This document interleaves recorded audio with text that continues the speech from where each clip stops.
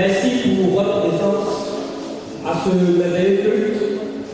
Nous sommes là ce matin pour témoigner toute notre reconnaissance à celui-là qui nous a gardés, protégés tout au long de ces jours écoulés. Celui-là même qui nous a accordé sa compassion et son amour. C'est pourquoi ce matin, nous allons nous disposer. Ne regarde pas ton voisin ni ta voisine, mais sache que tu es dans la présence du Seigneur. Prends toutes les dispositions afin de pouvoir communier avec ton Dieu. Que Dieu vous bénisse. Nous allons inviter le pasteur Légué avec sa permission. Il va recommander ces instants devant le Seigneur.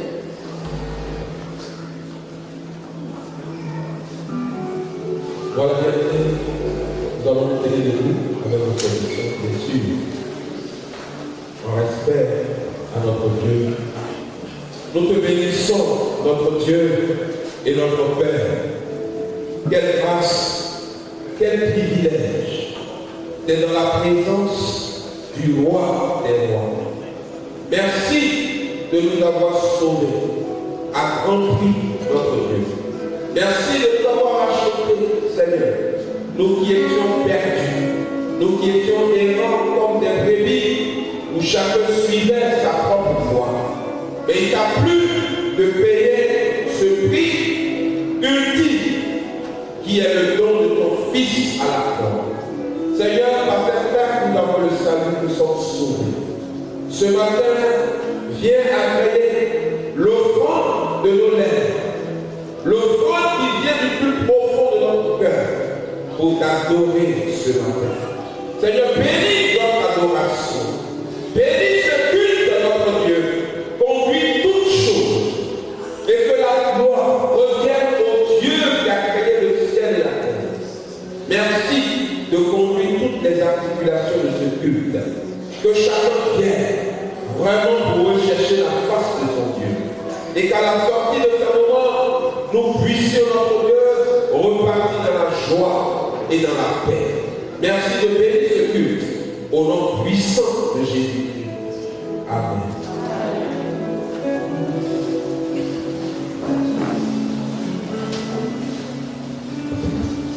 Alléluia. Nous lisons un passage dans le livre de Philippiens, le chapitre 4, verset 6. Il dit: ne vous inquiétez de rien, mais en toute chose, faites connaître vos besoins à Dieu par des prières et supplications avec des actions de grâce. Bien-aimé, ce matin, ne regarde pas les difficultés du monde. Ne t'inquiète surtout pas de ton lendemain, mais rends gloire et honneur à celui-là qui t'a fait la grâce de te retrouver dans ce lieu ce matin. Ce matin, notre culte va s'articuler autour de ces différentes rubriques. Nous allons commencer par un temps d'adoration qui sera animé par notre vocal. Après, nous allons passer au service de la Sainte Seine. Après la Sainte Seine, nous aurons un temps de louange. Par la suite, nous aurons le service des offrandes et des dîmes. Nous allons passer au service des annonces. Et nous allons terminer par la prédication aux environs de 10 heures. Que Dieu vous bénisse. Merci de suivre attentivement tous les combattants de ce culte. Nous nous levons avec votre permission et ensemble, chacun va recommander son cœur à la grâce du Seigneur. Tu vas dire à Dieu: je ne veux pas être un spectateur tout au long de ce culte, mais je veux être un acteur. Je veux participer avec tout mon âme et que au sortir d'ici, mon adoration puisse changer de dimension. Prions le Seigneur.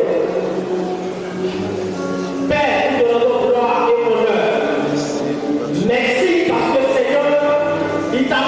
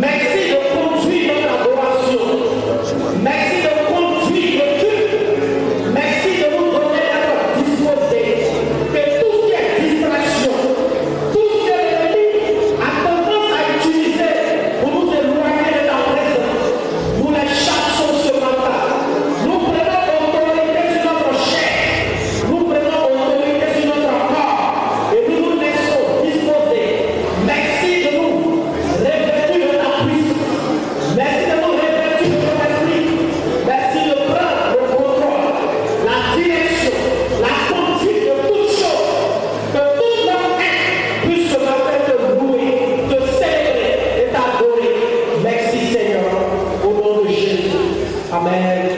Pour moi.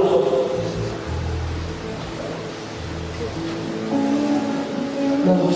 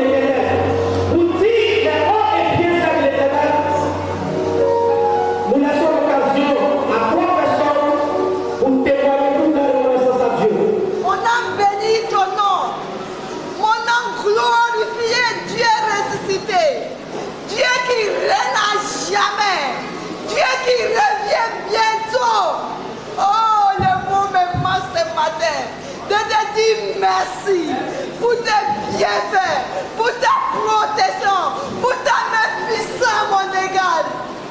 Tout le peuple de nous ce matin, parce que tu es notre bouclier, tu es notre soutien, tu es tout pour nous. Merci Tout-Puissant, merci Roi des Rois, merci Seigneur des Seigneurs, Alpha et l'Oméga, Dieu qui règne à jamais. Oh, Yaba Sakaraba, Romba Karaba, Yimbesor, Yabakor, Yaba Shakaraba, Umbeker, Yaba Sondorobo Shiterebe. Merci Dieu, merci. Dans le nom précieux, glorieux de notre Seigneur Jésus-Christ, je vous salue, vous les bénis de Dieu. Je vous salue, vous les rachetés de Dieu. Je vous salue, vous les mis à part de Dieu. Nous allons apporter l'acclamation de Dieu avec le Seigneur ce matin. Nous disons que nous sommes contents d'être dans sa maison. Il n'y a pas mieux ailleurs. Il n'y a pas mieux ailleurs. Gloire à Jésus. Merci.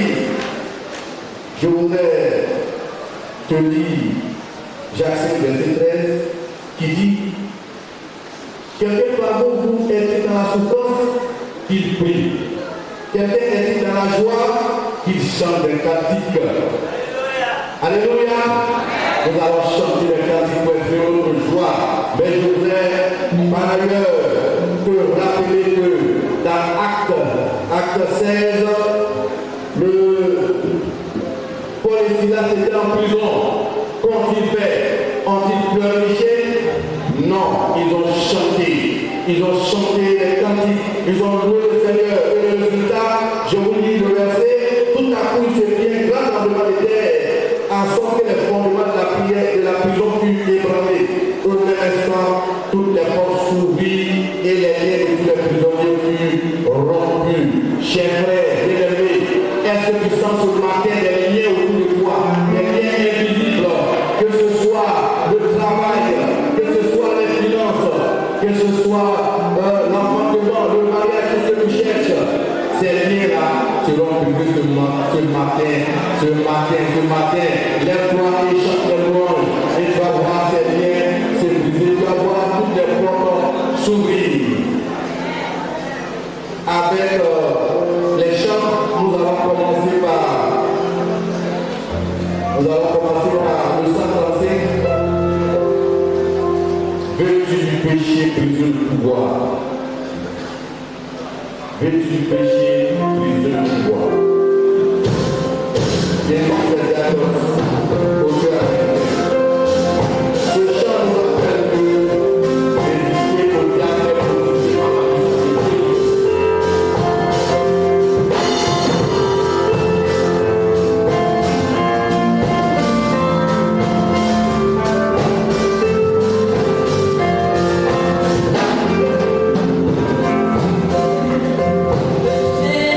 le roi, la force est en lui.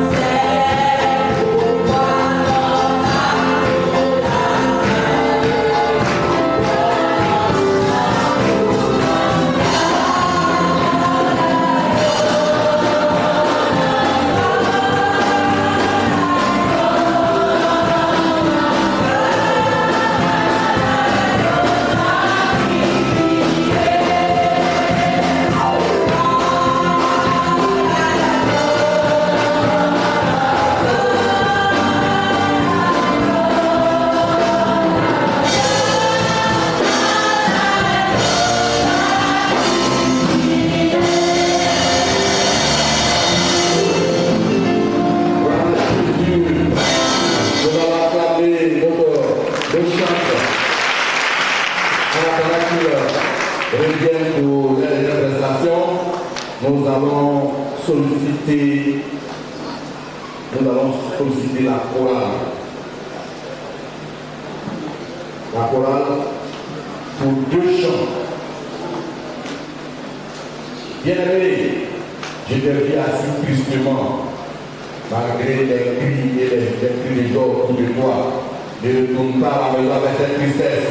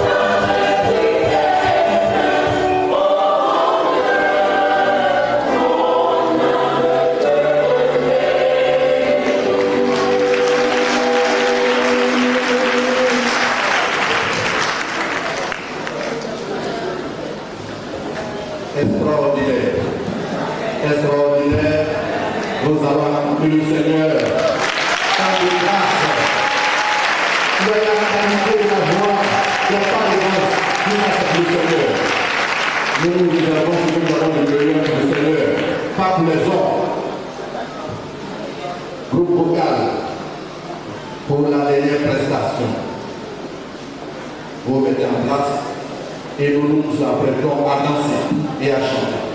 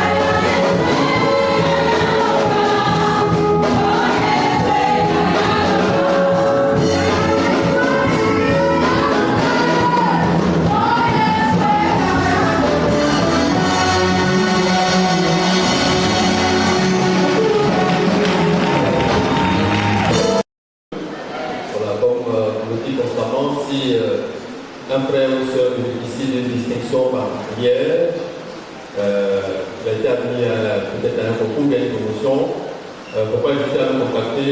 Votre honneur et notre honneur, votre joie et notre joie. Alléluia. Et nous avons dans cette veine certaines de nos enfants, les jeunes sœurs, qui ont été brillamment admises au concours d'entrée de l'IFAS. Voilà, elle est dans la branche de sage-femme. On voudrait un peu l'honneur que la femme vous attirer sous vos ovations nourries. Notre sœur Sandrine Siao Bénédicte.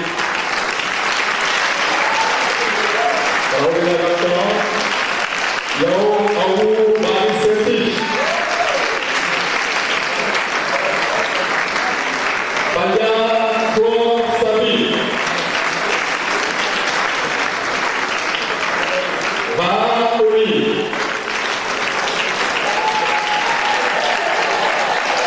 Et enfin, Blaine et Bourgeois Coco.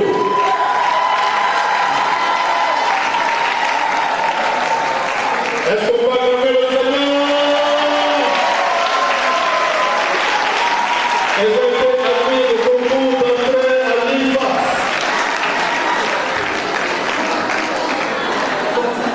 Oh, excusez-moi aussi. Non, en fait, elles ont fini. Voilà. Bon, on a tout donné dans la tête. Elles ont fini. Elles ont fini. Maintenant, elles sont dans la profession comme partant pour les étudiants. On a tout donné dans la tête. En tout cas, on est très heureux pour la formation et le moyen de recevoir la bataille de Galilee. On est d'accord pour votre famille. Voilà. On a donc écouté la formation. Merci beaucoup.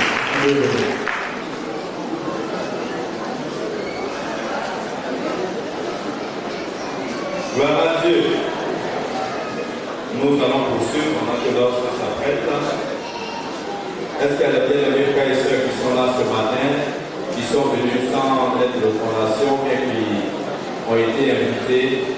Est-ce qu'ils sont là? Si vous êtes là, veuillez vous tenir debout, s'il vous plaît. Nous allons faire votre connaissance. Des frères et sœurs de bataille, merci. Merci mon frère, merci ma sœur. Est-ce qu'on peut acclamer le Seigneur pour le recevoir? Gloire à Dieu. Gloire à Dieu. Là, nous allons saluer chacun d'entre nous au nom de notre Seigneur et Sauveur. Amen. Je prends la parole au nom du premier responsable, du pasteur principal et au nom de tous les membres du conseil. Avant les autres membres, nous allons nous distribuer des fiches. C'est important que nous donnons quelques précisions utiles par rapport à ces fiches. La première précision, c'est que ceux qui vont prendre les fiches sont ceux qui sont membres de l'Église. Donc, si vous êtes de passage, si vous êtes là juste pour quelque temps, vous n'êtes pas concerné par ces fiches-là. Ensuite, on souhaite que tous ceux qui font le culte ici, c'est-à-dire ceux qui ont au moins 18 ans et plus, puissent prendre ces fiches pour les renseigner. L'objectif de cette fiche, c'est de nous aider tous à servir le Seigneur. Notre but, si le Seigneur nous a sauvés, c'est pour que nous puissions lui apporter la qualité de nos services. Donc, on peut vraiment encourager chacun d'entre nous à prendre ces fiches, à les renseigner, si possible dès maintenant. C'est-à-dire qu'au moment de la deuxième offrande, on va donc vous remettre, on va déposer ces fiches-là. Maintenant, si pour diverses raisons, vous souhaitez peut-être prendre un peu de temps pour prier aussi, pour avoir une condition beaucoup plus assise par rapport au Seigneur, le mardi, vous pouvez déposer les fiches. Dimanche prochain, nous allons encore revenir sur l'information. Voilà, on n'a pas besoin de connaître, mais nous avons besoin de l'accompagnement. Là, nous allons accompagner tous.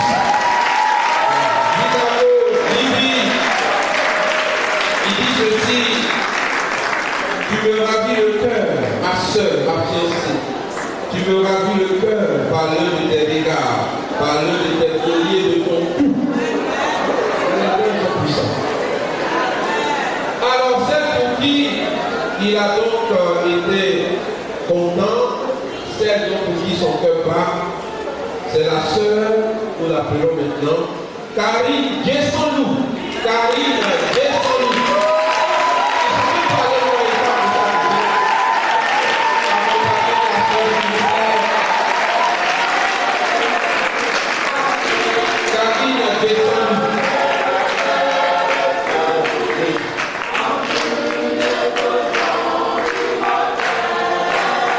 Merci encore.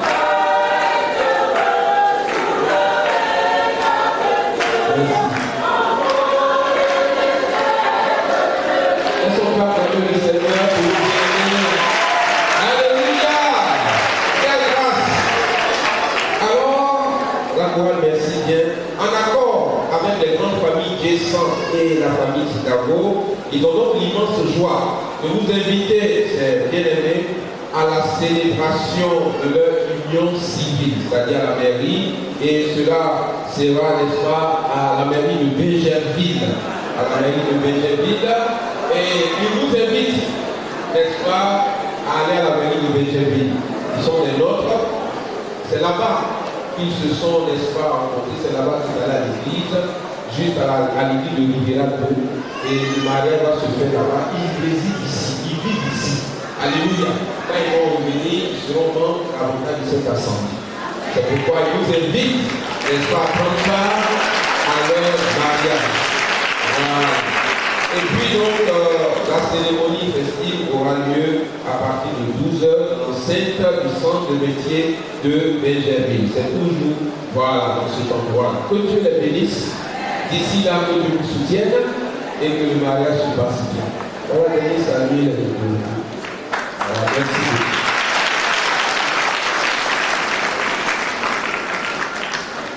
Hier, chers bien-aimés, nous avons eu une AG d'Assemblée Générale au niveau de 8 personnes, au niveau de tous les pasteurs et des délégués. Alors, il reçoit donc cette AG un bref compte rendu qui est le suivant. Le 7 avril, il y aura donc la journée de la mission. Notez ça quelque part. Nous aurons à faire une offrande pour l'avancement de l'œuvre missionnaire des assemblées.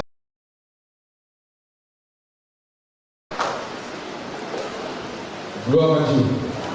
Gloire au Seigneur. Alléluia. Oh, quelle joie pour moi ce matin d'être au devant de vous pour qu'on partage la parole de Dieu ensemble. C'est une joie, c'est un privilège, chers bien-aimés. Nous bénissons Dieu pour ses grâces dans notre vie. Que son nom soit béni.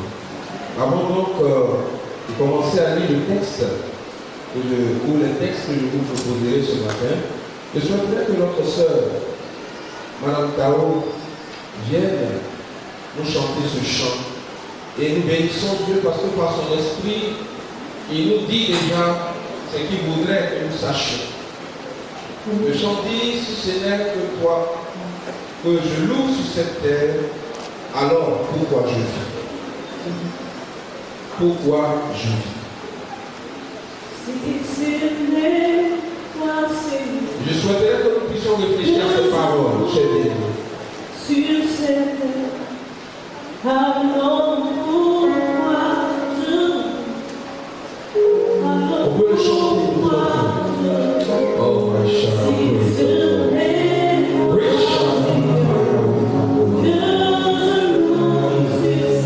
C'est la maison de notre vie.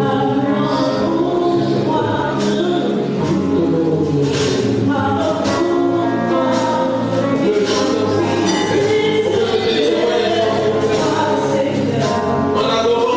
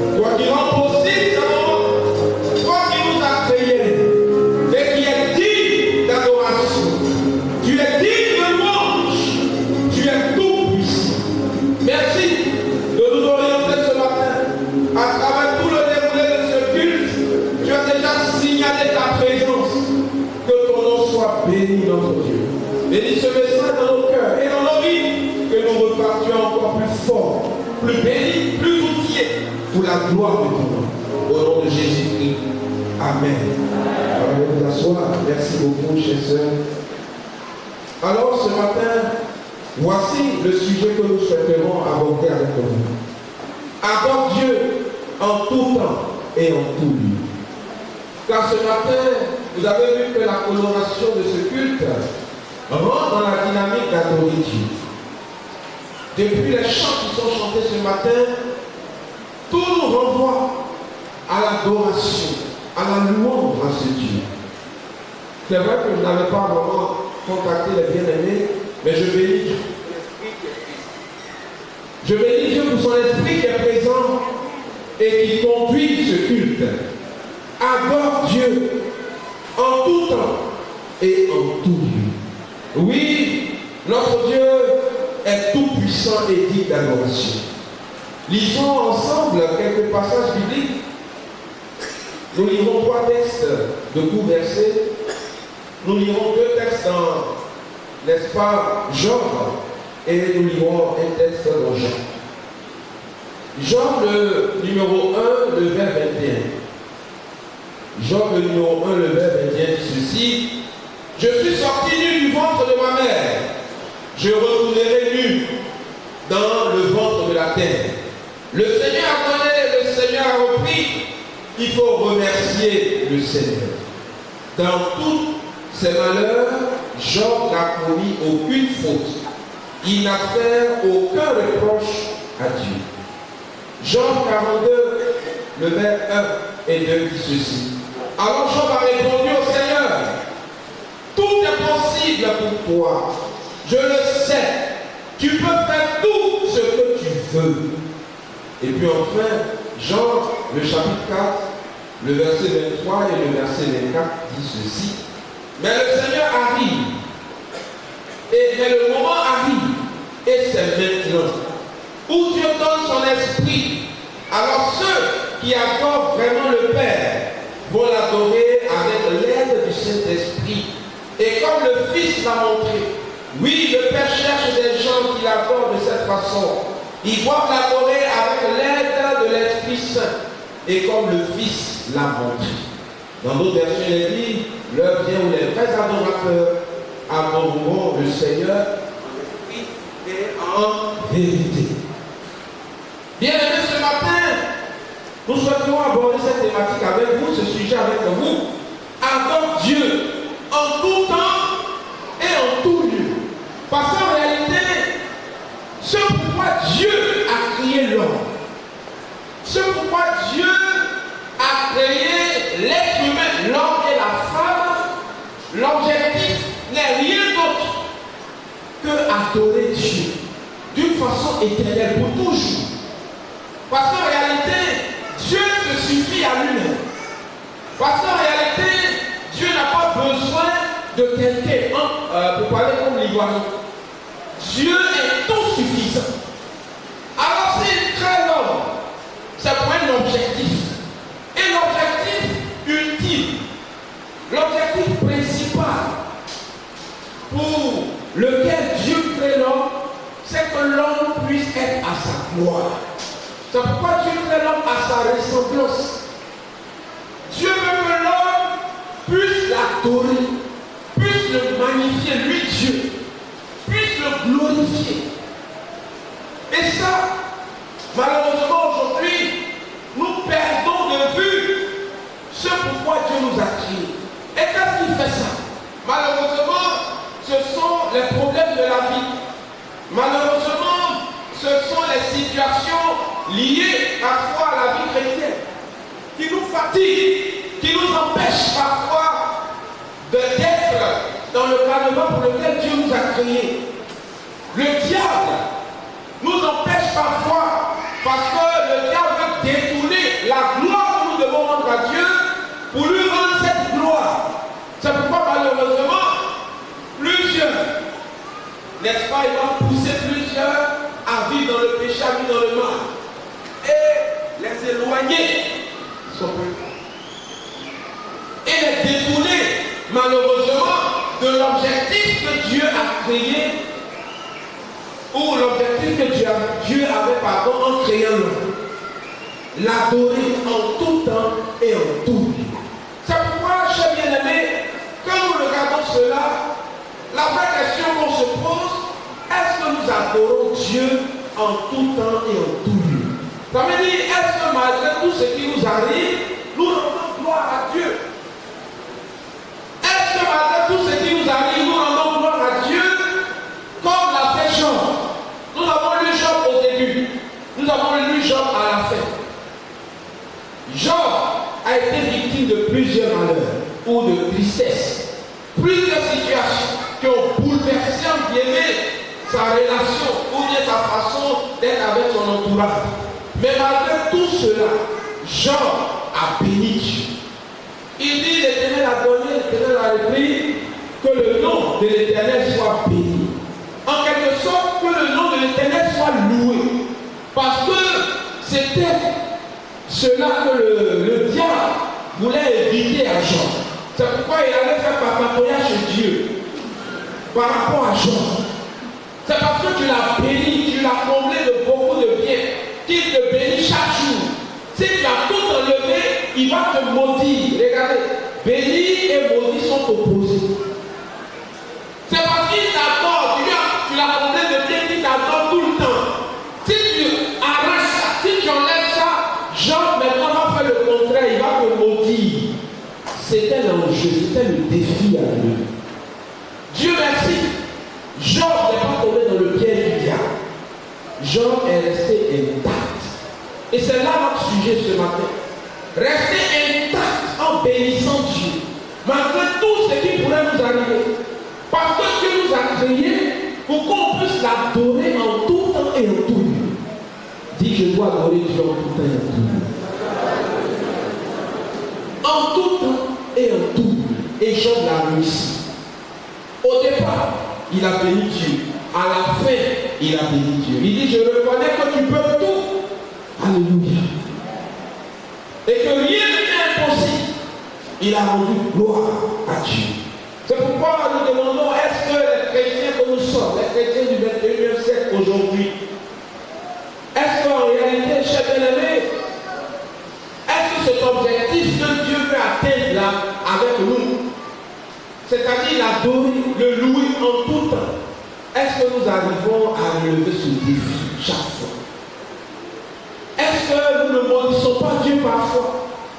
Est-ce que nous ne nous fâchons pas contre Dieu parfois? Il y a d'autres qui font asseoir Dieu sur cet tabouret. Vous lui dites, assieds-toi ici, je vais te parler aujourd'hui. Tout ce qui m'arrive là, pourquoi? Peut-être que ce n'est pas de toi qui nous parle, mais c'est toi aussi. Pourquoi cela m'arrive? Pourquoi telle ou telle chose? D'autres même sont écrits pour Dieu. Il y a d'autres même qui sont valables pour Dieu et qui sont là ce matin. Malheureusement, que le Seigneur nous aide. Parce que Dieu voudrait que nous ne changions pas. Il voudrait que nous restions intacts. Les circonstances ne doivent pas nous ébranler. Rien ne doit nous empêcher d'adorer Dieu, de rendre gloire à Dieu. Alléluia. C'est pourquoi l'objectif que nous poursuivons, c'est de nous emmener à ne pas nous laisser distraire par les circonstances de la vie. Pour oublier ce pourquoi Dieu nous a créés. Et puis, c'est de nous amener à comprendre que quand on adore Dieu, quand on loue Dieu, il se passe des choses extraordinaires. Nous gagnons beaucoup de choses. Et quand nous appuyons sur ces objectifs, voici les 3 points que nous voulons aborder rapidement. Qu'est-ce qu'adorer Dieu, c'est quoi? Adorer Dieu, l'amour, c'est quoi? Comment adorer Dieu? Et puis, que se passe-t-il quand nous adorons Dieu correctement? Ou qu'est-ce que nous gagnons quand nous adorons Dieu correctement? Est-ce que vous êtes là ce matin? Est-ce que vous êtes là ce matin? Alléluia. Commençons donc par le premier point, cher bien-aimé. Adorer Dieu, là, ça signifie quoi? Qu'est-ce qu'adorer Dieu?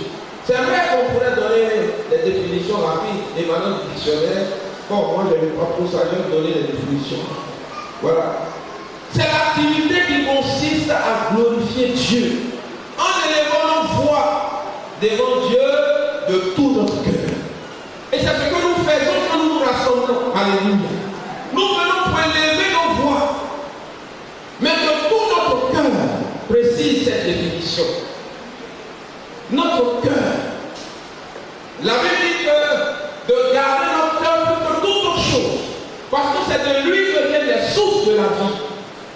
Nous devons adorer Dieu vraiment. Comme le dirait notre pasteur principal, vrai. Cela doit émaner de notre cœur. Cela doit venir de notre cœur. Bien-aimés, nous devons pratiquer cela quand nous entrons à la présence de Dieu. Comme ce matin, nous pouvons être seuls à l'entrée de la présence de Dieu. C'est pourquoi la dit quand tu pries, enferme-toi quelque part.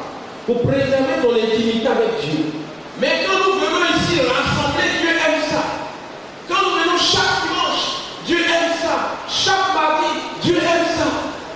Quand nous nous réunissons, nous devons adorer le grand Dieu. Nous devons le louer. Et c'est vraiment important. Nous devons élever nos voix vers lui de tout notre cœur. C'est pourquoi Paul pouvait encourager les Colossiens. Il les a encouragés en disant ceci, que la parole du Christ habite parmi nous. Que la parole du Christ habite parmi nous. N'est-ce pas? Avec toute sa richesse.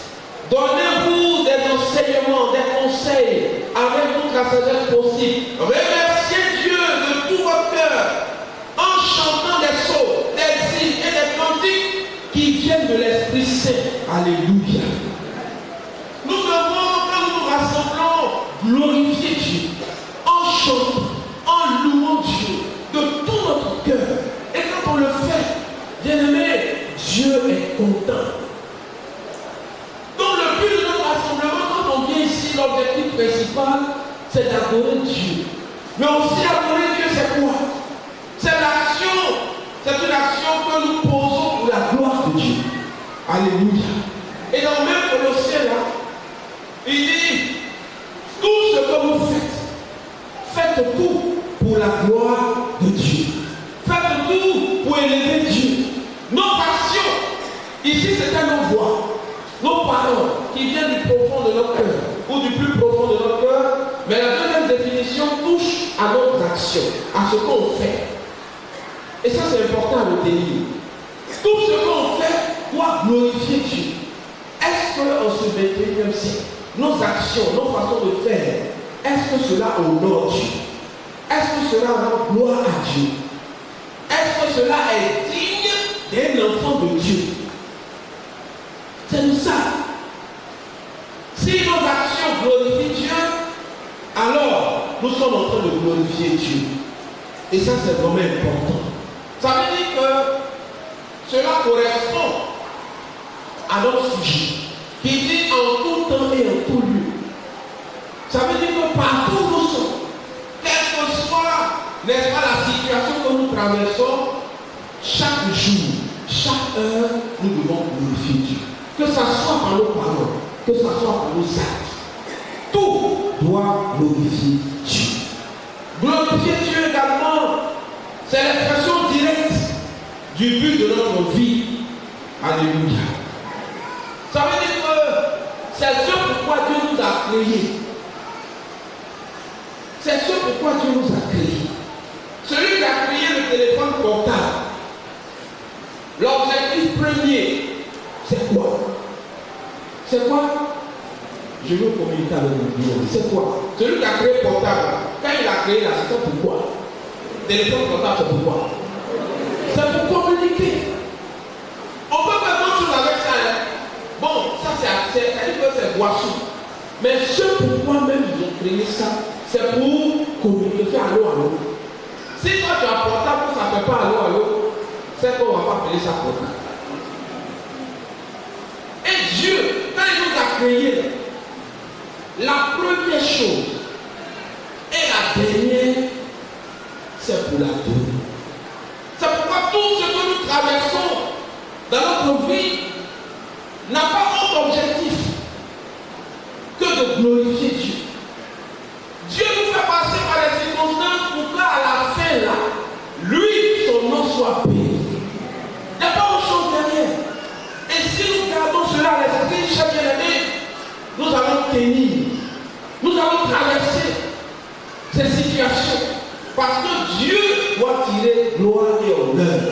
ce qu'il t'a dit. Nous devons même le bénir déjà. Nous devons même le louer pour ce qui nous arrive. Et non murmurer, et non nous plaindre. Car plusieurs se plaignent à longueur de journée. Vous savez, s'il y a des choses que Dieu n'aime pas, c'est les murmures, c'est les plaintes. Quand on se plaint et quand on murmure, nous sommes en train de dire à Dieu qu'il ne peut rien faire. C'est-à-dire c'est une insulte à Dieu. Que Dieu est incapable. Quelqu'un qui murmure, ça veut dire que déjà il est en train d'insulter Dieu. Peut-être que tu ne savais pas, peut-être que tu ne savais pas ce que tu faisais, tu ne savais pas ce que ça signifiait. Ce que ça signifie là, c'est ce que j'ai dit. Tu as envie d'insulter, tu as dit non, il a insulté comment? Mais tu as murmuré. Mais tout le monde dans l'église là, tout le monde a ça, tout le monde a ça, c'est moi seul que Dieu a vu, tu ne peux pas me donner ça. Tu as envie d'insulter. Dieu voudrait que nous ne changeons pas comme Job. Job est resté intact. Malgré tout ce qui est arrivé à Job. Je ne suis pas sûr que si ce qui est arrivé à Job arrivé à l'un d'entre nous au 21e siècle, je ne suis pas sûr qu'il tienne. C'est vrai. Il pourrait tenir par la grâce de Dieu avec l'aide du Saint-Esprit. Parce que sans lui, on ne peut rien, on va le voir. Mais ce n'est pas facile. Tu perds les 10 enfants. Ils meurent le même jour. On n'a même pas dit un mort. 4 ans après, 10 ans après, l'autre est mort. On dit les 10 là meurent en même temps. Et puis comme si cela ne suffisait pas, l'argent que tu vas prendre pour les enterrer là, ton compte là, où tu as mis ton compte, ils ont cassé la banque, tout est fini, tu n'as plus rien, et on va le voler là-bas. Mais tu vas les enterrer avec quoi? Et quand les gens viennent te voir dans ta situation, ils disent, si toi tu n'as rien fait à Dieu, c'est pas possible. Voilà, il faut dire ce que tu as fait à Dieu, il faut le dire. Et ils vont commencer à t'accuser, ils vont commencer à chercher des raisons. Au point où toi-même, tu seras découragé. Tu vas perdre espoir. Mais c'est dans cette situation-là, lui, il a rendu gloire à Dieu. Alléluia. Il a rendu gloire à Dieu. Il a adoré Dieu en quelque sorte. Il a remporté cette bataille de l'extrémité. Il a gagné. Cesse un temps soit peu, s'il te plaît, d'accuser Dieu. Cesse, s'il te plaît, de te plaindre, de te morfondre. Dieu te connaît, Dieu te voit. S'il a créé les yeux, il a créé les yeux, il a mis sur toi. C'est parce qu'il voit. S'il a créé les oreilles, c'est parce qu'il entend. S'il a créé le nez, c'est parce qu'il sait quelles sont les circonstances ou les situations que tu traverses. Parce qu'on dit ça sent bon, demain ça sent pas bon. Tout ça, c'est ce qu'on appelle les situations de la vie. Dieu, il sait. Quand il nous a créé là, tout ce qu'il a mis sur nous là, ça pour nous faire comprendre que lui, il nous voit. Il nous connaît plus que nous-mêmes. Il connaît le nom de nos cheveux. Ça, c'est un exercice extrêmement difficile. Personne ne l'a jamais fait de toute façon. On va donner des estimations. Il y a tel nombre de milliards de cheveux. Bon. Mais on ne sait pas exactement le chiffre de nom exact. Dieu le connaît. Alors, pourquoi ne pas adorer ce grand Dieu? Quand il sait ce qui va nous arriver qu'on ne sait pas. Quand il sait le futur, quand il sait toutes choses d'avance. Pourquoi ne pas mettre notre confiance en lui pour l'adorer en tout temps et en tout lieu? Est-ce qu'on est sauvé? Que le Seigneur nous aide. Enfin, adorer Dieu, c'est le sommet de la prière. Il faut dire le sommet de la prière. C'est-à-dire, c'est le dernier niveau. C'est pourquoi nous disons que c'est le but ultime, c'est la fête. C'est-à-dire, c'est ce pourquoi Dieu nous a créés. Adorer Dieu, tout allait bien. L'homme adorait Dieu dans le jardin. C'est pourquoi Dieu l'a créé, il est en communion avec lui. Voici que, comme un élément perturbateur, le diable vient. Et puis il trompe l'homme. L'homme aussi, volontairement, il pêche contre Dieu. Voici que la situation initiale est brisée. Il faut retrouver la situation initiale. Il faut retrouver la case de départ.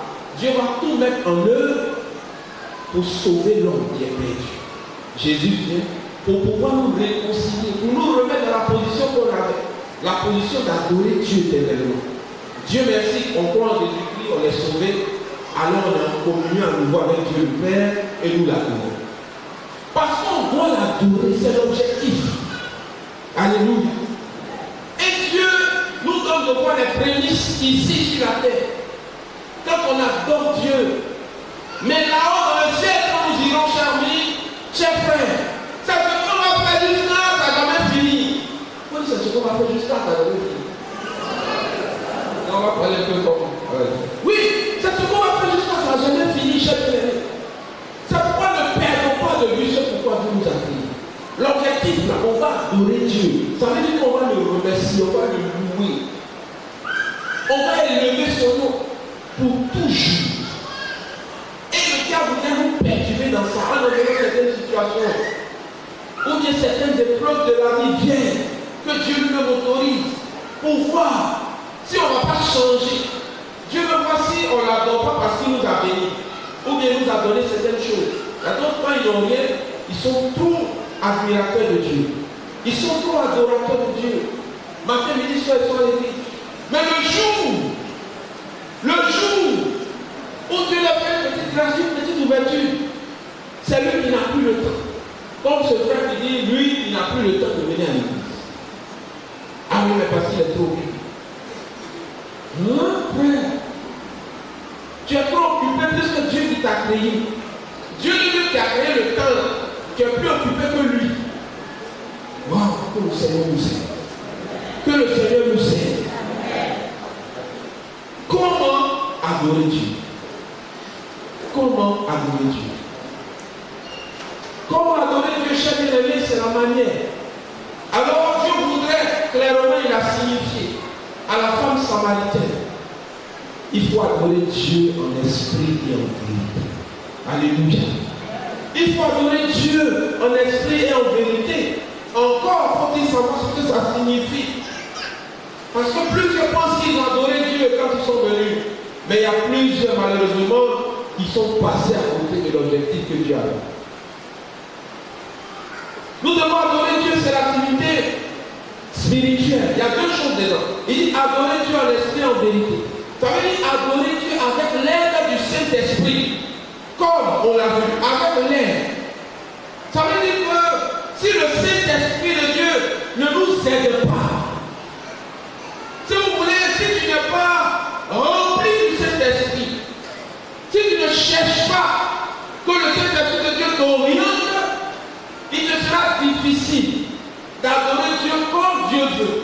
C'est pourquoi Dieu nous encourage par l'amour de la bonne parole à parler en langue, à être rempli du Saint-Esprit. Quand un chrétien parle en langue, la Bible dit qu'il dit des mystères à Dieu. Il faut dire des mystères. C'est-à-dire des choses que la compréhension de l'homme ne peut pas expliquer. Mais c'est-à-dire que c'est des paroles fortes. Pour parler comme du Val, c'est-à-dire que c'est des paroles fortes que tu es en train de dire à Dieu. Quand Dieu écoute ça, il est content. Parce qu'avec ton français que tu as appris à l'école là, avec ta langue locale là, tu ne peux pas tout dire à Dieu. Est-ce qu'on est là? Il faut l'aide du Saint-Esprit. Mais il y a deux éléments dans ce verset. Il dit en esprit et en vérité là. L'esprit, c'est l'activité spirituelle, c'est le spirituel. Ça veut dire que déjà, tu dois être disposé dans la tête. Il faut que l'Esprit de Dieu soit en toi, habite en toi. Quelqu'un en qui l'Esprit de Dieu n'habite pas ne peut pas adorer Dieu. Ce n'est pas possible. Ça, c'est ce que Jésus dit. Mais la deuxième chose dans ce verset, quand il dit en vérité, ça veut dire que par ta façon d'être avec les autres, par ta façon d'être avec Dieu, mais par ta façon d'être avec les autres. Et ça, c'est très important. En tant que chrétien, nous devons le savoir. Si tu es venu ici, que tu es en parlant avec quelqu'un, tu n'adores pas Dieu. C'est-à-dire que si tu es venu ici et puis tu as réglé ton problème, tu dis, lui, il a fait ceci, et puis tu es fâché contre quelqu'un, c'est dans ton cœur, tu es assis parmi nous là. Tu n'es pas dedans. C'est fort, non? Tu n'es pas dedans. Parce qu'en réalité, en esprit, ça veut dire tu es en communion avec Dieu, ton esprit est en communion avec l'esprit de Dieu, certes. Mais en vérité, est-ce que ton frère, que toi tu vois tous les jours, et c'est Dieu que toi tu ne vois pas tous les jours, tu dis que tu l'adores. Pourtant ton frère, tu en parles avec lui, tu ne parles pas avec lui. Pourtant, tu l'as insulté hier, toi-même tu sais. Ton mari t'a fait parler avec lui. Matin, avant de venir. Et puis tu es là. Tu es fâché, tu dis, bon, attends, finis le culte. Comment va faire le culte dans l'église? Tu es quoi? C'est quel culte toi tu es venu faire? Oh, le culte là, j'ai vu dire, il est chef des adorateurs qui adorent le Père en. Et puis en. Toi, tu n'es pas dans vérité là. Quand tu veux, oh, les deux là vont ensemble. Tu ne prends pas un pour laisser l'autre. C'est les deux en même temps. Quand on est en esprit en vérité. Que le Seigneur nous aide. Que le Seigneur nous aide. Il faut se réconcilier avec ton frère et ta soeur avant de venir adorer Dieu. C'est très important. Et c'est pourquoi l'offrande qui fait partie de l'adoration à Dieu, Dieu dit, avant que tu ne viennes donner ton offrande là, si tu te souviens qu'un de tes frères a quelque chose pour toi, ou bien toi tu as mal fait, et puis Dieu te rappelle ça, va maintenant, laisse ton offrande, va te réconcilier, et puis viens déposer. Pourquoi? Parce que Dieu a pas besoin de ton argent. Non. Non, non, non. Mais il faudra qu'on comprenne les principes qui fondent une vraie adoration. Plusieurs sont pas là. Plusieurs ne s'entendent pas. Et vous venez à l'église. Mais vous venez adorer qui? Vous venez adorer le Dieu de l'unité? Vous venez adorer le Dieu de l'unité? Je ne pense pas. Le Dieu de l'unité dit, le Dieu communautaire dit, il faut que nous nous réconcilions avant de venir. Là, ton adoration est vraie. C'est pourquoi la Bible dit que Dieu va le faire. S'ils s'accordent pour demander quelque chose à Dieu, Dieu va faire. Mais s'ils ne s'entendent pas, leur prière, là, ça ne monte pas. Si monsieur et madame ne s'entendent pas, la prière, l'adoration ne monte pas. Ça ne va pas monter quelque part. C'est-à-dire, l'homme va tourner, la femme va tourner, comme ce monsieur, qui est en parlant avec sa femme. Il en parle avec sa femme, puis il va chercher le travail. Ça fait quand même. Il en parle avec sa femme, et puis il dit, bon, c'est moi-même, je vais chercher le travail, y aller. Elle dit, bon, faut aller. Et puis lui aussi s'en va. Il s'en va chez lui, et puis il a dit, parce que je sais pas, il y a quoi? À la maison, ça va? Il dit, là-bas, la même là. C'est là. Bon, il dit, quand on se parle, c'est la même. Il se passe des femmes, il est marié, quoi. Il dit, oh, arrête comme ça. Si tu ne t'entends pas avec elle, tout ça, c'est adoré. Si tu ne t'entends pas avec elle, frère, il faut monter. Comme c'est dans l'expression de. Il faut monter. Et puis il faut redescendre. Tu vas rester au milieu. C'est-à-dire que tu ne vas rien gagner. Et toi, tu vas souffrir. Tu vas. Il faut aller te réconcilier. Fais vite. Il dit, bon, d'accord. Il a hésité quand et puis il a accepté. Mais il a accepté, ça n'a pas duré, on lui a donné le travail. Il a eu du travail. Maintenant, il vient ici, il dit, tu souris pourquoi? Pourquoi il faut parler maintenant?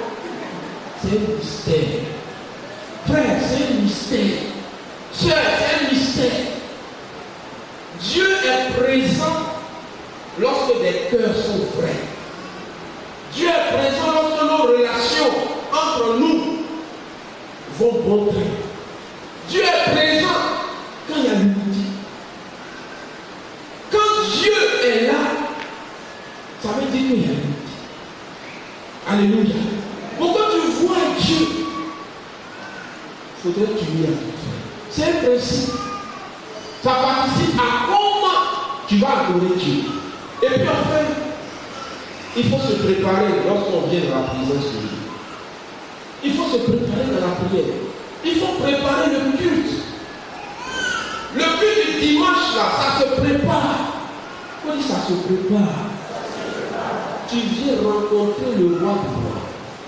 Tu viens rencontrer le Dieu qui a créé le ciel et la terre. Et hier, on ne sait pas où tu étais. Comme ce dirigeant malheureux. C'est-à-dire qu'il vit mal. Il vit mal, il cherche des trucs partout. Maintenant, malheureusement, bon, il a fait des choses, il est venu, puis faire comme ça devant les gens. Puis les gens aussi. C'est comment? Il faut préparer le culte. C'est sorti de nos habitudes, malheureusement. Plusieurs ne peuvent pas le faire. Dans la prière, Seigneur, je veux te rencontrer demain. Voici tout ce qui s'est passé dans ma vie. Agis. Je veux, permets-moi de te voir, de te rencontrer. Parce que quand on vient ici, là, on vient d'abord rencontrer Dieu. Alléluia. On ne vient pas rencontrer l'être humain. Nous venons rencontrer celui qui nous a créés. Est-ce que tu l'as rencontré avant de sortir? Est-ce que Dieu t'a parlé avant de sortir? Est-ce que Dieu t'a visité avant de sortir? Mais tout se prépare. Tout se prépare. Est-ce qu'on est là? C'est pourquoi terminons notre prédication par le dernier point. Que se passe-t-il quand nous adorons Dieu correctement? Alléluia. Qu'est-ce qui se passe quand on adore Dieu correctement? Parce que c'est ce qu'on veut voir. Qu'est-ce qu'on gagne dedans? D'adorer Dieu, on gagne quoi? Alléluia. Il s'agit du fruit de notre adoration à Dieu. Qu'est-ce que ça produit quand on adore Dieu? Quand nous adorons Dieu de tout notre cœur, plusieurs choses se produisent. Mais j'aimerais citer 3 d'entre elles. Est-ce que nous sommes là? Dieu s'approche de nous, c'est la première chose. Quand on adore Dieu correctement, Dieu s'approche de nous. Ça c'est important, pour dire Dieu s'approche de nous. Quand un enfant de Dieu incline son cœur et son âme devant son Seigneur, alors Dieu lui-même ne peut rester indifférent à cela. C'est pas possible. Quand Dieu voit que dans ton cœur et dans ta façon d'être, tu es bien, tu vis la sanctification de ton, tu viens et puis tu es venu le chercher, forcément tu vas le trouver. Forcément Dieu va descendre à toi. C'est important, Dieu descend certes parmi son peuple, mais Dieu touche les cœurs qui sont inclinés vis-à-vis de lui. Et ça c'est très important. Quand un enfant de Dieu incline son cœur, comme je l'ai dit, Dieu descend. Dieu s'approche de la personne. Et ça c'est vraiment important à comprendre. Quand on dit que Dieu s'approche de toi, ça veut dire que Dieu vient à toi. Tu sens la présence de Dieu. Tu sais que Dieu est là. Et Dieu te rend sensible. On dit sensible. Sensible veut dire que Dieu ouvre ton intelligence et tu vois les choses comme Dieu voit. Tu comprends comme Dieu voit maintenant. Et cela solidifie ta foi. Parce que Dieu, il se révèle à toi en quelque sorte. Comme Esaïe. Esaïe, le prophète, tous ces messages, malheur à vous, malheur à vous, malheur à vous. Mais quand Dieu s'est révélé à lui, quand il a vu la gloire de Dieu dans le temple, dans cette grande vision, il a vu qui est Dieu, où les séraphins sont en train de le louer, Saint, Saint. Alléluia. Quand Esaïe a vu cela, il a vu en même temps qui il était. Lorsque Dieu s'approche de nous, nous nous découvrons nous-mêmes. Nous voyons que nous ne devons pas nous comparer à notre frère, à notre soeur.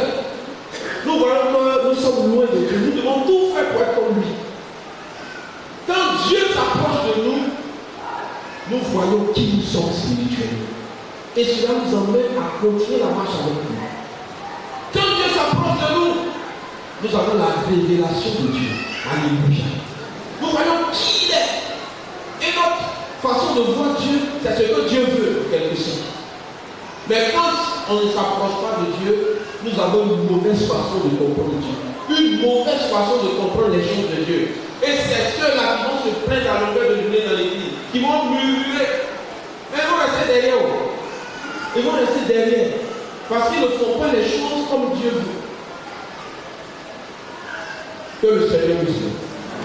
Deuxième chose, quand, n'est-ce pas, que se passe-t-il lorsque nous adorons Dieu correctement?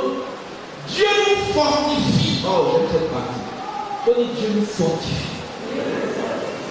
Dieu nous fortifie. Il rend notre foi solide en l'édifiant davantage. Dieu nous rassure de sa présence avec nous. Il vient à notre aide directement.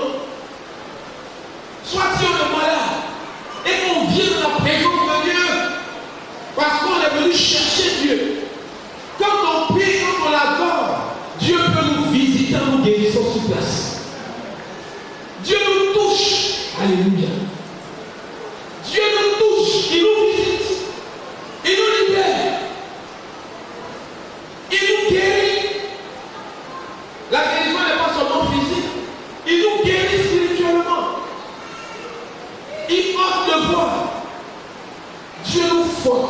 cher bien-aimé, Dieu nous édifie. Il nous rend encore plus forts. Si vous voulez, Dieu nous fait grandir. On gagne en maturité. On comprend encore plus les choses de Dieu.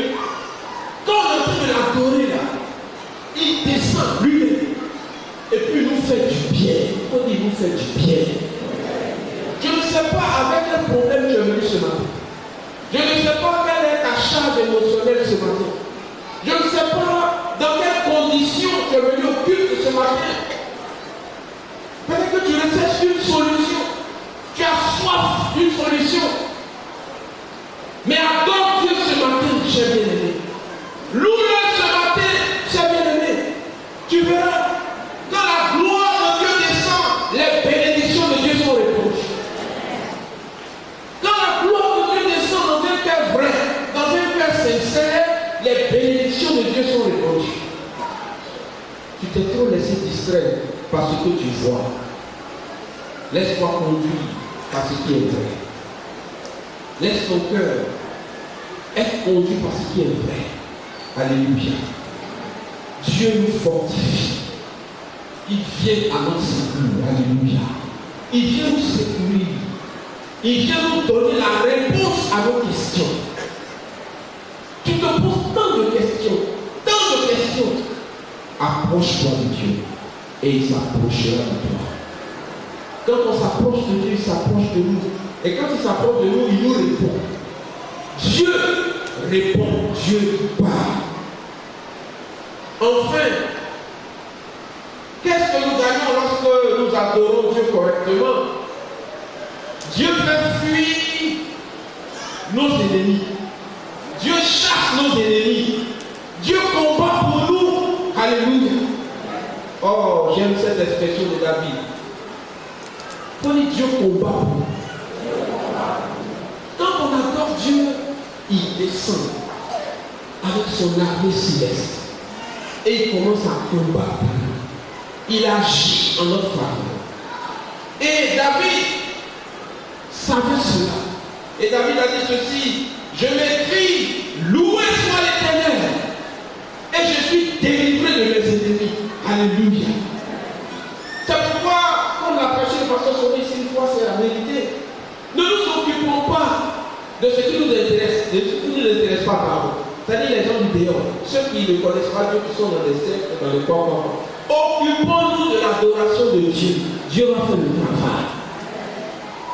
Ne nous occupons pas des sorciers disant, mais frère, dans toutes les assemblées, il y aura plus des sorciers. Il y aura plus de temps. La Bible dit, c'est Paul qui dit, il faut que ça soit là pour que ceux qui sont vrais puissent les voir. Donc, il ne faut pas t'occuper d'eux. Adore Dieu seulement. Dieu va régler le problème de tes ennemis qui sont autour de toi. Alléluia. Comme un jour il y avait des enfants qui étaient en train d'adorer Dieu. Des enfants. Et Dieu aime cette qualité de personnes parce qu'ils sont sincères et vrais dans leur façon d'adorer. Ils étaient en train de louer, chanter Dieu, glorifier Dieu. Et puis voilà que il y a un occulte, un grand sorcier là. Et il devait passer là où les enfants sont là, c'est-à-dire dans le périmètre pour aller opérer quelque part. Mais comme la louange des enfants, l'adoration des enfants l'empêchait de passer, il dit qu'il va faire des exploitations pour les faire taire pour continuer son chemin. Mais quand il a commencé là, lui-même, il a commencé à dormir sans se rendre compte. C'est quand le dernier enfant quittait la salle, c'est là qu'il s'est réveillé. Il n'a pas compris, il s'est donné au Seigneur maintenant. Mais il a vu la puissance de l'adoration, la puissance de la louange. Quand on loue Dieu d'un cœur sincère, nos ennemis sont à terre. Quand on loue Dieu d'un cœur sincère, nos ennemis sont à terre. Les problèmes pour lesquels tu pries, arrête, loue Dieu.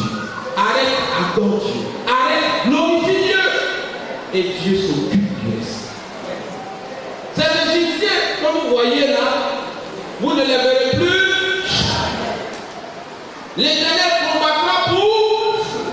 Et vous, gardez le silence. Ça veut dire, ayez confiance en Dieu. Ça veut dire compter sur Dieu. Ça veut dire glorifier Dieu.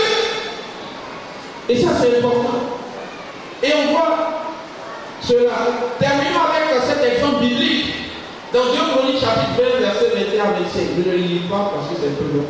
Mais c'est l'histoire de Josaphat, du roi Josaphat, le roi de Juda. Vous connaissez très bien cette histoire. Josaphat a béni qu'une multitude d'armées s'est élevée contre Juda. C'est-à-dire beaucoup de peuples, beaucoup de villes, avec leur armée, se sont élevés pour venir attaquer Juda. Donc ils n'étaient pas nombreux. On te dit par exemple, toi tu as 10 soldats, et puis il y a 1000 soldats qui viennent nous attaquer. Déjà nous là on a pleuré, et c'est ce que Jonathan a fait. Il était tout triste. Mais la stratégie que Dieu va communiquer à Josaphat par des prophètes, c'est une stratégie un peu bizarre quand l'homme réfléchit. C'est pourquoi on dit, matin, il faut venir adorer Dieu, et puis Dieu va faire fuir tes ennemis. Mais ça paraît bizarre ce matin. Mais la stratégie, Dieu l'a utilisée plusieurs fois dans la parole de Dieu elle-même. Il dit, mettez les chantres devant. Ils n'ont pas commencé à louer Dieu, ils n'ont pas commencé à célébrer Dieu. Et le peuple va les suivre en cœur avec les chants. Pour louer Dieu, pour l'adorer. C'est tout ce qu'on fait. Ah, si les chrétiens du 21e siècle étaient là-bas, avec la même chanson, c'est fini. Non, tu es moi, il est comme ça. Moi, comme ça, là-bas, il ne pas me garder de là. Avant de tuer Cadeau comme ça, mais ils ont obéi. Alléluia. Ce matin, on obéit. Tu verras la gloire de Dieu. Ils ont obéi. Et quand les choses ont commencé à chanter, la Bible dit Dieu, parce que c'est lui qui a début à la fin. Il a créé une embuscade parmi les ennemis. Et ils ont commencé à se tuer entre eux. Hein? Ils ont commencé à se tuer entre eux au point où nous sommes morts. Avant, quand ils vont en guerre, quand vous tuez l'ennemi, quand vous tuez, vous prenez tout ce qui est. La Bible dit qu'ils ont mis des jours à ramasser tout ce qu'ils ont gagné. Des jours. Quelle grâce. Alors ce matin, le Seigneur, par ce message, voudrait que tu puisses l'adorer en tout temps et en tout. Il ne faudrait pas oublier, chers bien-aimés, qu'adorer Dieu, ça signifie, n'est-ce pas, élever la voix vers lui de tout ton cœur. Ça signifie poser des actions qui glorifient Dieu. Ça signifie également, n'est-ce pas, ce pourquoi tu vis sur la terre. L'expression de ton existence ici-bas, c'est d'adorer Dieu. Et puis n'oublie pas que l'adoration, c'est le sommet de la prière. Enfin, et par ensuite, nous avons vu comment adorer Dieu en esprit et en vérité, par ton comportement et avec l'aide du Saint-Esprit. Il faut aussi se préparer dans l'adoration, en préparant le culte à la maison, en préparant les rencontres à la maison. Et puis, il faut se réconcilier avec son frère et sa soeur avant de venir adorer Dieu. Et ça, c'est vraiment important. Et enfin, nous avons vu que se passe-t-il lorsque nous adorons Dieu correctement. Dieu s'approche de nous, et ça c'est important. Dieu nous fortifie, il vient à notre secours, et puis enfin, Dieu chasse nos ennemis. Dieu combat pour nous. Dieu élimine, ou bien chasse nos ennemis. Il nous fait avancer. Et on voit sa fidélité. C'est pourquoi David dit avec Dieu, nous ferons des exploits et il écrasera nos ennemis. Que Dieu vous bénisse. Que Dieu vous bénisse ce matin. Que Dieu vous bénisse ce matin. On va se tenir debout et adorer Dieu, s'il vous plaît. On va l'adorer en quelques minutes de tout notre cœur. On va adorer Dieu en quelques minutes. On va nous toucher encore. Si ce n'est toi que je loue sur cette terre, alors pourquoi je vis?